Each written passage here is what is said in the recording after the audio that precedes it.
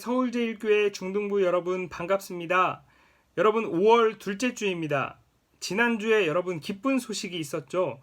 여러분들의 오프라인 개학 일정이 나왔습니다.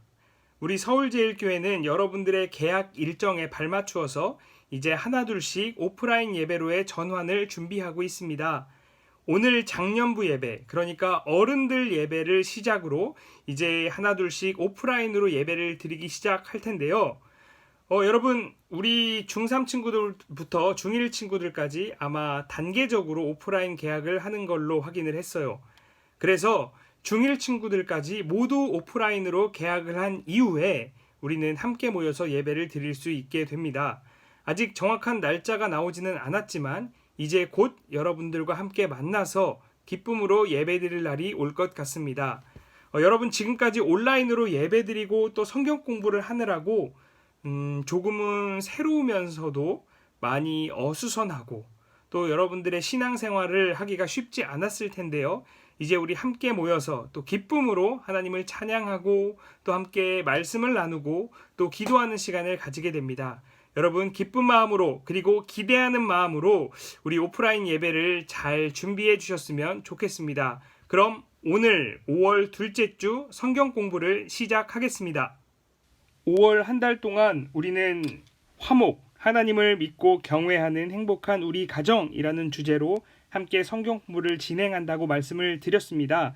여러분 오늘은 2주차 행복을 찾아서 시편 128편을 중심으로 함께 화목, 하나님과의 화목한 가정에 대해서 성경 공부를 나누도록 하겠습니다. 5월 둘째 주 우리 성경 공부 제목은 행복을 찾아서입니다. 여러분 한번 생각해 봅시다. 여러분들의 가정은 어떠한 부분에서 행복을 누리고 있나요? 여러분 가운데에 있는 한 학생이 있습니다. 이 학생의 가족들의 삶에 대해서 여러 가지 4가지 이야기들이 나오고 있는데요. 여기에 있는 내용들을 보면 아시겠지만 여러 가지 분주하고 많은 활동들 속에서 과연 우리 가족의 행복은 어디에 있는가라는 고민을 이 학생이 하고 있습니다. 우리 성경에서는 가정의 행복을 무엇이라고 이야기하고 있는지, 그러니까 어떻게 하면 우리 가정이 행복을 누릴 수 있는지, 행복할 수 있는지에 대한 말씀을 우리 시편 128편 말씀을 가지고 함께 생각해 보도록 하겠습니다. 행복한 가정을 이루기 위한 길라잡이라고 하면서 시편 128편 오늘의 새길 말씀이 기록되어 있습니다. 우리 우선은 시편 128편 말씀을 한번 다 같이 읽어볼까요? 시작! 여호와를 경외하며 그의 길을 걷는 자마다 복이 있도다. 내가 내 손이 수고한 대로 먹을 것이라. 내가 복되고 형통하리로다. 내 집 안방에 있는 내 아내는 결실한 포도나무 같으며 내 식탁에 둘러앉은 자식들은 어린 감람나무 같으리로다. 여호와를 경외하는 자는 이같이 복을 얻으리로다. 여호와께서 시온에서 내게 복을 주실지어다. 너는 평생에 예루살렘의 번영을 보며 내 자식의 자식을 볼지어다. 이스라엘에게 평강이 있을지로다. 아멘. 시편 128편에 있는 내용을 우리 화면에 있는 설명을 토대로 참고하면서 우리 묵상해 보도록 하겠습니다. 먼저 1절입니다. 여호와를 경외하며 그의 길을 걷는 자마다 복이 있도다. 여기서 복이라는 단어가 중요한데요. 여러분들 복 받고 싶죠? 저도요. 하나님께 복을 받고 싶어요. 하나님이 주시는 행복을 얻고 싶어요. 우리가 얻고 싶어하는 이 복을 받을 수 있는 조건을 오늘 본문인 시편 128편이 설명해주고 있는데요. 그 핵심, 복을 얻을 수 있는 핵심이 바로 무엇이냐? 여호와를 경외하는 것이다 라고 이야기하고 있어요. 이것은 너무나도 중요해서 4절에도 등장을 하네요. 4절부터 먼저 살펴볼게요.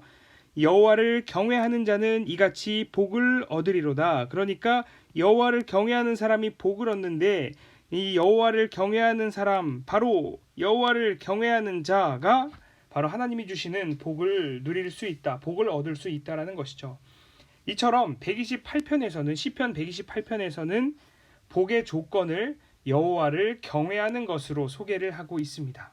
그럼 우리가 행복을 누리려면 여호와를 경외해야 하는데 여호와를 경외한다는 것이 무엇인지에 대해서 한번 생각을 해봐야겠죠. 여호와를 경외하다라는 단어는요, 히브리어로 야레라고 하는 단어인데요.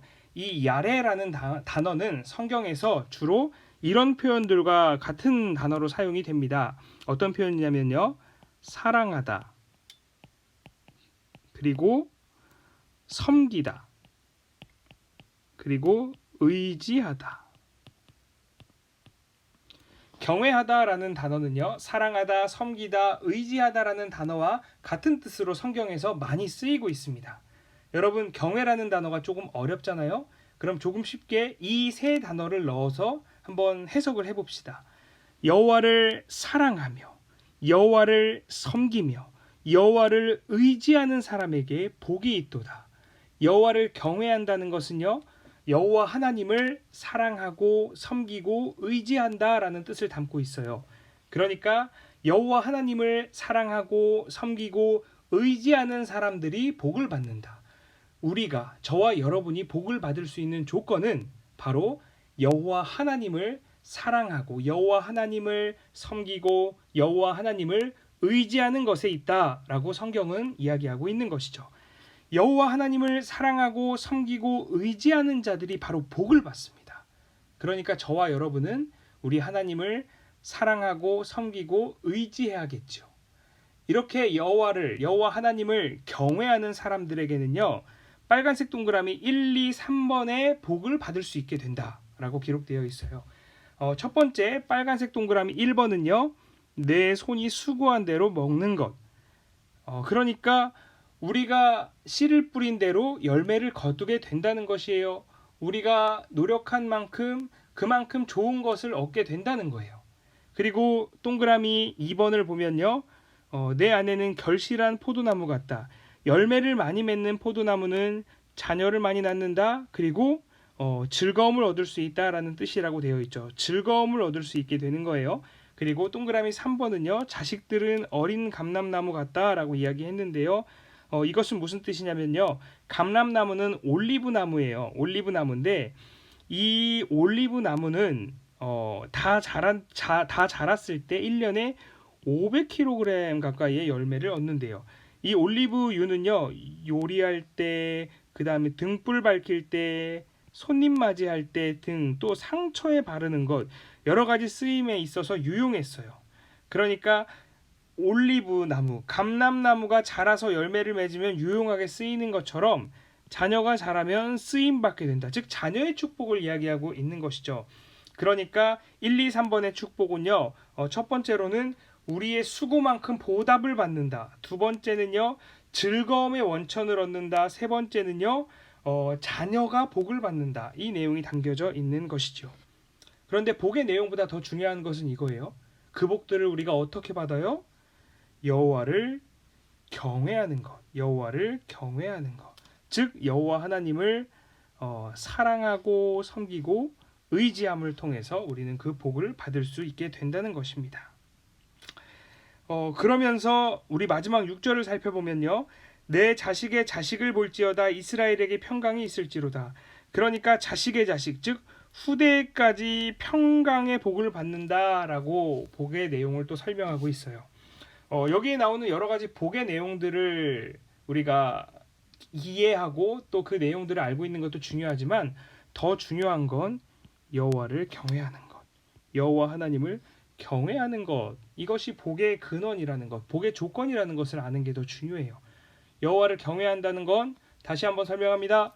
여호와 하나님을 사랑하고 여호와 하나님을 섬기고 여호와 하나님을 의지한다라는 뜻이에요.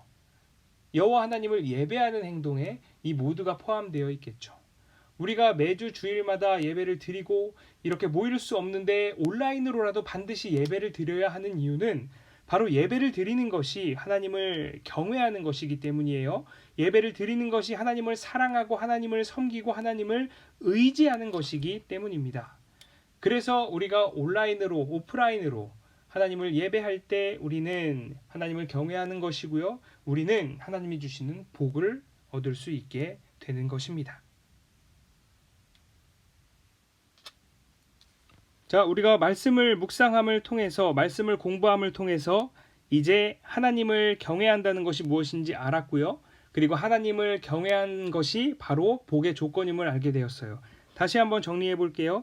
하나님을 경외하는 사람에게 복이 있는데, 하나님을 경외한다는 것은 우리 성경에서 경외라는 단어와 동의어가 어떻게 쓰인다고 그랬죠?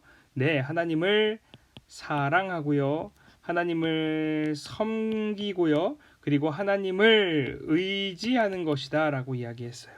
그러니까 하나님을 사랑하고 섬기고 의지하는 것, 바로 이것이 하나님을 경외하는 것이고, 이렇게 하는 사람들에게 하나님께서 복을 주신다라는 거죠. 여러분들의 가정이 하나님의 복을 누리고 복을 받고 싶다면요, 여러분의 가정이 하나님을 경외해야 해요. 여러분의 가정이 하나님을 사랑하고요, 여러분의 가정이 하나님을 섬기고요, 여러분의 가정이 하나님을 의지해야 합니다. 여러분, 이제 우리 성경 공부 마지막 화목한 가정이 되기 위한 5계명 만들기인데요. 여러분, 이 5계명의 내용 안에는 무엇이 들어가야 되죠? 하나님을 어떻게 하면 사랑할까? 어떻게 하면 섬길까? 어떻게 하면 의지할까에 대한 내용이 들어가야겠죠? 여러분들 한번 1, 2, 3, 4, 5계명의 내용을 채워가면서요.